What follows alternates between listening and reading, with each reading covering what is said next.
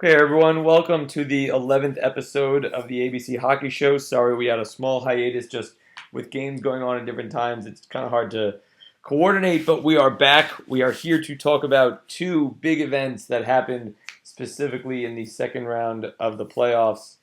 The Pittsburgh Penguins advancing over the Capitals and the New York Rangers losing to the Ottawa Senators. So, without further ado, I do think we kind of have to do some sort of post-mortem. I know it hurts. I know it sucks.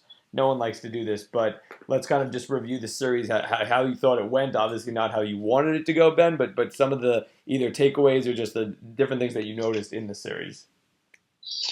Yeah, sure. I mean, I'm still not over the series yet, so that'll take a couple of years. But just like every other issue you have with anything else in life. Right, I'll add it to the top of the list. It's annoying, like the Rangers were the better team. I mean, they were a better team on paper, and they were the better team on the ice for 5 out of the 6 games. I think they actually should have won 5 games in this series. They were, except for Game 6, which they just really didn't show up, which was really upsetting and frustrating. They were only trailing for 13 minutes of the entirety of 5 games in the series, which to me speaks to the fact that they couldn't close, which is a big problem, and they actually were the better team throughout most of the series. What happens to them when they were 5-on-6 and they kept letting in goals? Twice in the series they let in a 5-on-6 goal, tie the game, and lost in overtime. What happens in that situation? I don't know. Why they can't close out? Why they seemed just discombobulated in any kind of pressure situation. I don't know. Ottawa, we get to your series, Ari, plays a frustrating type defense, and they suffocate you when they can. Just to let you know, again, I've watched obviously 2 games so far. We're recording here after game 2. The Ottawa Senators play a modern day Devils hockey, and it is the worst kind of hockey to watch. A 1-3-1 is terrible for the NHL. I mean, I hate the Penguins with a passion. I don't want to see Ottawa in a national televised Stanley Cup game. It's going to be the worst thing. It's going to be boring. It's going to have no offense, and it's not going to look like pretty hockey. They don't play a fun game at all. Which, listen, if it works for them, they win. I mean, whatever. Back to the Rangers in terms of the end of their season. I see a lot of changes for next year. I think you have to make changes. I think if the Rangers had guys, Stepan had a terrible, terrible playoff, not series, but terrible playoffs. Miller did barely showed up. Kevin Hayes barely showed up. Kreider barely showed up. If you had half those guys play a normal game, they win that series. I mean, it's ridiculous. They have to make some changes. Their defense has got to get more mobile and quick. Stahl and Girardi both cannot be back. Maybe one of them. Hopefully neither. And you got to get younger, and you got to get some of these guys change up the room a little bit. You didn't show up for your Game 6 of the final game of your season. The team barely showed up to the third period. Yeah. And you can't have that happen. You need a different energy, something to change in that room. Vigneault staying. He just signed a contract extension. Someone like Stepan is going to have to be traded. Someone like maybe Miller or Kreider will have to be traded for a mobile defenseman. I mean, you may have to do that. So we're going to have a lot of changes to the Rangers here. They deserve to win the series. At the same time, they deserve to lose based on what they did. Yeah, no, I mean, it's tough, right? I mean, you figure were there 3 overtime games? There were 2 overtime games. 2 overtime games. Oh, sorry. There was 2 overtime games, and then that one game where Carlson had that fluke goal from the board that hit with 4 minutes left. Yeah, so at that point in any playoff series, it's essentially overtime. Anything with 5 minutes left and less than a tie game, it's essentially overtime. So I mean, it's extremely frustrating. And now that I watch the Senators, I can understand why there's all that frustration. The way that they play, the style of hockey that they play, and they also play a very physical game. Don't get me wrong. That's one aspect of their hockey that I actually find interesting, or at least entertaining.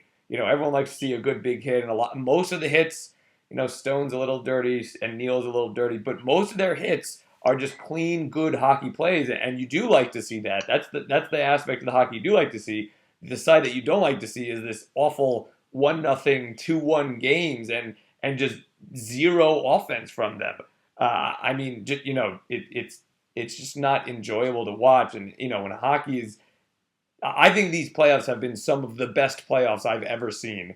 And, just having the Senators not ruin it, but just, take away from it is frustrating. Mm-hmm. Wow. Listen, that's Very true. The Senators make a game not fun to watch. Right. And I think that also may play into some of the what I'm hoping to be lack of home ice advantage for them. It just, you know what I mean? Like it's just terrible to watch as a fan. You got to be just super frustrated with, oh great, you have the puck in the neutral zone. Oh look, something different. You have the puck in the neutral zone. Oh look, the puck is still in the neutral zone. It's almost like a soccer game. But that being said, I think the Rangers do have a lot of changes this coming off season. I know that Vigneault loves Girardi and loves Stahl. I don't know if it's because he's been with them for a while. What is he, 2.5 years or so, 2 years, 3 years? Vigneault, this is his fourth. Fourth, sorry. So, but like, I can't. Those guys would drive me crazy if they were on my team. Guys who can't skate, guys who are slow, guys who, if you have a guy who's offensive minded and that's why he's not in the right position, it's one thing. But these guys aren't scoring either. I mean, I think Stahl is still afraid that he's going to get hit in the face again. If his visor was any longer, it would be down to his well, at least where his balls are supposed to be. So, that's my perspective. I do agree with you. There'll be some changes, and hopefully next season they can kind of add that their offense is where it needs to be, without with the exception of a couple guys just disappearing. But the assumption is that those guys won't disappear all the time. Moving on to just shifting gears to the series that obviously I had the most heartburn and the most enjoyment from was the Pittsburgh Penguins knocking out the Capitals again. It just feels so good watching Ovi upset, watching him not win. It's just really so enjoyable for me, and I don't know if that's because people always make the Crosby Ovechkin comparison, or if it's because I just don't like the Capitals. I don't know what it is, but watching them lose again was just so fulfilling. I also didn't realize that Holtby's beard connects all the way to his chest, which is a little gross. It's just something that I noticed while watching one of the games while he was on the bench because they pulled the goalie because they were losing. Did I mention that? So they shot him, and it was like, where does your beard end? And you're like, chest hair. Like, I bet he could probably connect his beard all the way down to at least past his belly button, just from hair flow. Like, there's no patch of skin that's just skin. Just an observation. He didn't play so well in that series, actually. No, he didn't, and I think that actually gives more credit to either Anderson or to the Senators' defense. The Pittsburgh Penguins made two potential Vezina winners this year and past Vezina winners look terrible in both Bobrovsky and in Holtby. There were times where both those goalies just look lost. And I don't know if that's how good Pittsburgh is or really how much they were able to expose those two teams. But Anderson looks like the reincarnation of Dominik Hasek over there.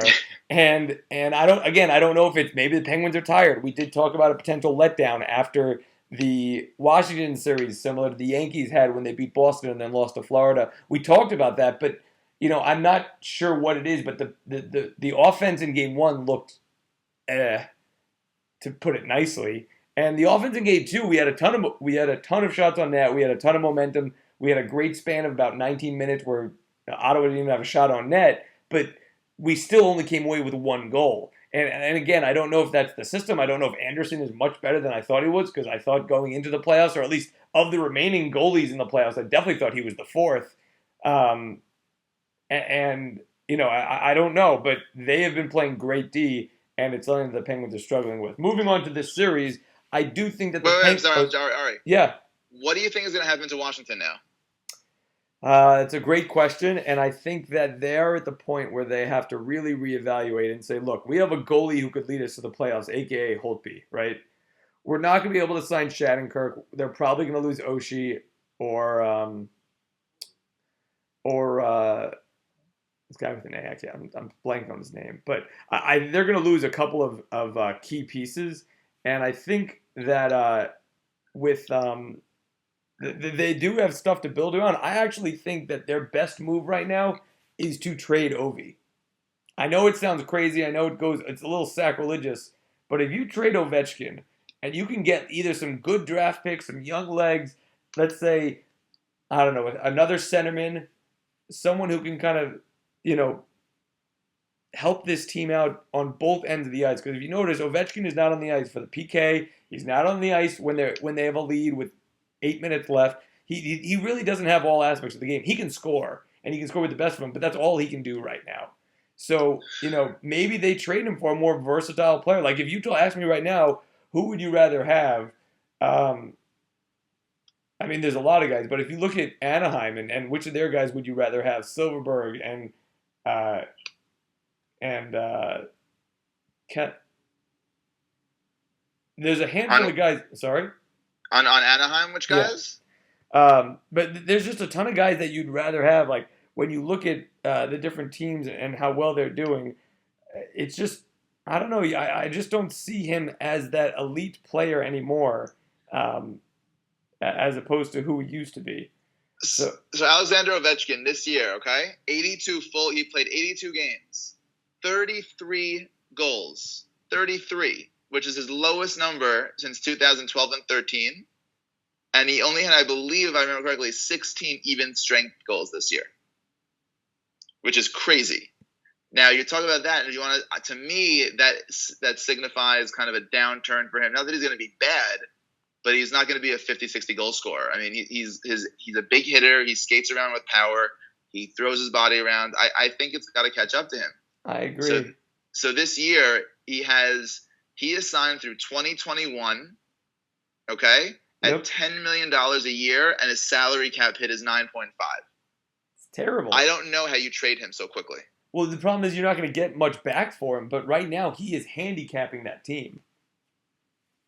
He is. I mean, listen, they were a good team this year, but they are missing. They were arguably the best team in the league. Right. I mean, if you base it off of points, they were the best team in the league. I mean, I think the other pieces, and we're seeing this now, is that when you put big money into wingers, they don't have the same outcome or they don't have the same effect as, let's say, a top quality center or offensive defenseman. Interesting. Like if you look at the guys who are dominating right now, Getzlaf is second in points, and you look at guys like Carlson, who is yes a defender, but he's also leading in points and in ice time. You look at a guy like Kessler, who is not necessarily leading in points, but he is dominating with his physical play, his face-off wins. He's a presence on the ice. A winger has less impact, and that's just unfortunately for them, that's just how it is. Interesting point. I never thought of that. That's a good point. They've got a lot of money tied up in non-key, if you will, players. Your goalies, your first pairing defenseman, and then your top two centermen. So I wonder if they trade Ovi. We should get back to your series now, but I wonder if they trade Ovi. They take a step back purposefully next year to hopefully in 2 or 3 years, come back. I think forward. that's the thought because Holtby can still rebound and be good for the next. He'll be good. Not rebound. He'll be good for the next 5+ years. Oh yeah, good enough to win. So you take a hit this year and next, but potentially, that sets you up for years 3, 4, and 5. That's a good place to be. And they've got a lot of young talent there also. Don't get me wrong. They've got a lot of young talent. They got to change the mix also, though. I think you're right. I would agree with you.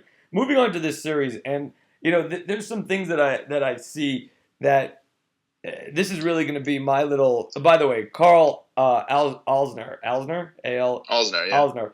I believe he's also a free agent. They're not going to be able to re-sign him. That's what I think. He's a big guy. Yeah. So this series, I think there are two potential MVPs of this series or of this playoffs. One of them is an obvious answer, and one of them is less obvious. The obvious is Marc-Andre Fleury. I was a Matt Murray guy. I think Matt Murray is great. I have never seen Marc-Andre Fleury play better over a series of games over these past, call it 5, 7, 2, for these past 14 games. I have never seen him play better over a 14-game span. Like, if you think about what he's doing, a .931 save percentage. Goal against, is a little misleading at 2.32. I don't really look at that, but his save percentage is what's crazy. The fact that he came up in the two arguably must-win games of our playoff run this year. Game 7, where we had to win or it was go home, and really Game 2 of this playoffs, which was, if we go down 2-0 going into Ottawa, we're not winning this series. So essentially, 2 of our must-win games, he posted shutouts. And the way in which he came into the playoffs altogether to me was not normal. Not knowing he was going to start. I think he's been phenomenal. He has been phenomenal. So he has been our first series MVP. The second one, less obvious, and it's not a player, but Sullivan. Mike Sullivan, I think we need to lock this guy up for the next. We extend him for 3 years. We need to lock him up for the next 30 years. He is the Bill Belichick of the NHL. The guy is a genius. The way that he changes plays, the way that he changes lines, the way that he reacts on the fly. I don't know if you've noticed, but the Penguins are worlds better in periods 2 and 3 because he makes changes constantly to them. One huge change that we saw in game number 2 is that game number 1, we tried to play our style of offense, which is a 1-1 pass, which is defenseman passes out to a forward, and that's how we generate our offense. These long passes that weren't getting through because of Ottawa's stupid 1-3-1. He realized this in game 2. Within the first period, there wasn't one pass from a defenseman that crossed more than one line. Every time the defenseman had the puck, they were either passing amongst themselves and then bringing it up themselves and dumping it into the offensive zone once they cross mid-ice. That was his change. I know it is. And because that's not how the Penguins normally play. They normally love the defense-offense pass. That change was all Sullivan. And then the changes that Sullivan made in Game 7, which were huge, changing up some lines, making some moves. He lets people know when he's not happy with them, a.k.a. Sheary, and he makes moves that are appropriate. He is one of the best coaches in the NHL. I know he's only got like a season and a half under his belt, but I honestly believe he is one of the best coaches in the NHL, and that is the reason the Penguins are where they are. And he took over a team that was essentially the same from Mike Johnson, who was basically in 5th place in the Metro in about December time and turned it around. Yeah, we added Carl Hagelin, but really just Carl Hagelin. Like, he's fine, but he doesn't. It's not like he added a Crosby. So Sullivan has been our team's MVP. He's a phenomenal coach, and I couldn't be happier with him. And I think that he is really the key here. He is out-coaching every coach that he's faced. And he's faced some really good coaches in the NHL. If you think about Tortorella and Trotz and then Mr. Scarface, I really do think that he is out-coaching everyone that he has faced. And that is the difference maker. At least in last night's game, that was the difference maker. I love it. I mean, I think he's been great. I really liked him always. He's, like Tortorella, but a little bit different than Tortorella. I think he's a little softer than Torts. Torts, I feel like, is a little bit harsher, a little bit of more tough love than Sullivan. But Sullivan has that I'm pissed off even though we won mentality, which I think is really needed to drive these guys. Yeah. And he gets a lot out of his players. He definitely is a guy who pushes guys to give them their most. I think you're right. And I think this series is going to be his adjustments to Ottawa's, defensive play and their style. And if he makes them adjust, I think it's over. If they have to change anything they do, I think you guys have it for sure. Yeah, and I think that I really thought was the issue. Once we score, so first of all, we had a crazy onslaught against Ottawa in Game 2, and Ottawa didn't seem to be able to make an adjustment. And then when they went down 1-0, they still played that 1-3-1, and no one could figure out why they weren't moving defensemen up, why they weren't putting more pressure. And it's because I just don't think that they're able to make changes on the fly as well as other teams, or at least as well as the Penguins did. As far as predictions go, we'll end this with a prediction. I see this right now as a... Oh, sorry, before we go into predictions, we did do the bracket challenge. Neither of us did particularly well, but I do have to say that at this point, Ben is stuck with 55 points, cannot get any more. I've got 80 points with a potential another 200 or so to get. So I won that NHL challenge. We'll figure out what he has to do as the loser. But we'll even take suggestions if you want. You can kind of write to us, think what he should do as tribute or as punishment. But I did win that. As far as predictions, I think I see Anaheim advancing in a tough series, and I hope to see the Penguins advance. Don't want to kind of give them the curse there, but I think that they can figure out the Senators and maybe end this in 6. So yeah, I see Penguins and Anaheim, and then obviously I would hope that the Penguins win, but we'll kind of make those predictions later. Ben, how do you see these two series falling out? Yeah, I agree. I think Penguins are going to win this in 6. And I think Anaheim and Nashville, it's going to be a great series, but I think Anaheim just has the things needed to win. I think it's going to be Anaheim-Pittsburgh. Okay. Well, let's see how wrong we are. Again, if you want to send us any comments, have any questions, you can either leave comments below the YouTube video, you can hit us up on Facebook, or you can send us an email, abchockeyshow@gmail.com. Again, abchockeyshow@gmail.com. We'll talk to you guys soon. Have a good one. Thanks for listening.